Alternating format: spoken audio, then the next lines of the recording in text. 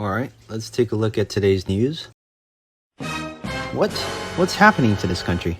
Prices are skyrocketing, businesses failing, and state banks collapsing left and right? This is ridiculous.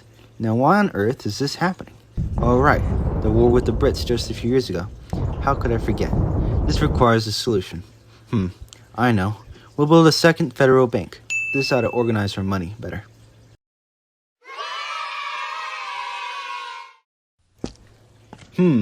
What's this? A new bank? And it's a federal one? They don't tell me anything. We ought to impose taxes here. They can't just build one and get away with it. The next day. Ahem. Yo, excuse me. Oh, hi, are you talking to me? Yes, you. Oh, sorry, Mr. Maryland, what is it? Didn't you see the sign?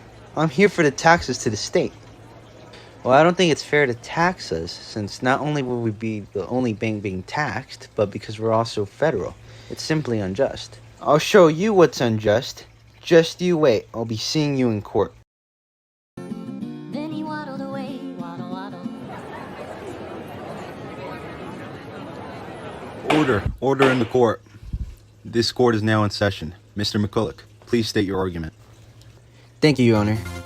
I'm here on behalf of Mr. McCulloch and the United States Second Bank of America to argue that we as a bank should not be taxed by the whims of the states.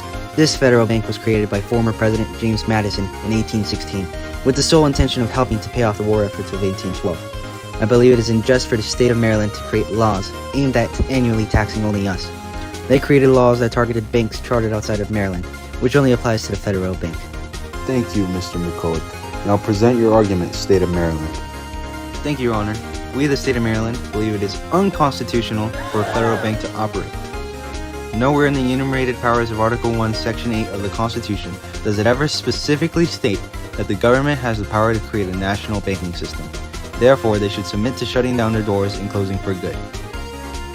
Well, McCulloch, any final remarks? Hold on, Your Honor. I have one final argument.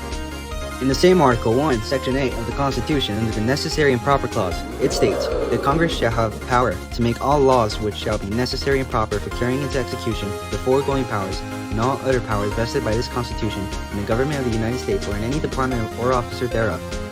Therefore, by the Necessary and Proper Clause, the federal government should be allowed to create a federal bank because it supports other enumerated powers, such as the power to collect money on the credit of the United States and the powers to pay the debts and provide for the common defense and general welfare of the United States. No further statements, Your Honor.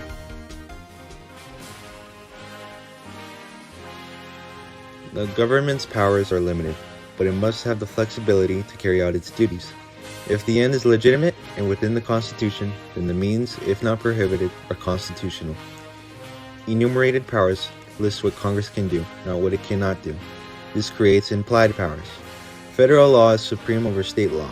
States cannot control or tax the federal government, because the power to tax is the power to destroy. Therefore, in McCulloch v. Maryland, we rule in favor of McCulloch. The Second Bank of the United States is constitutional, and Maryland cannot tax it. Court adjourned.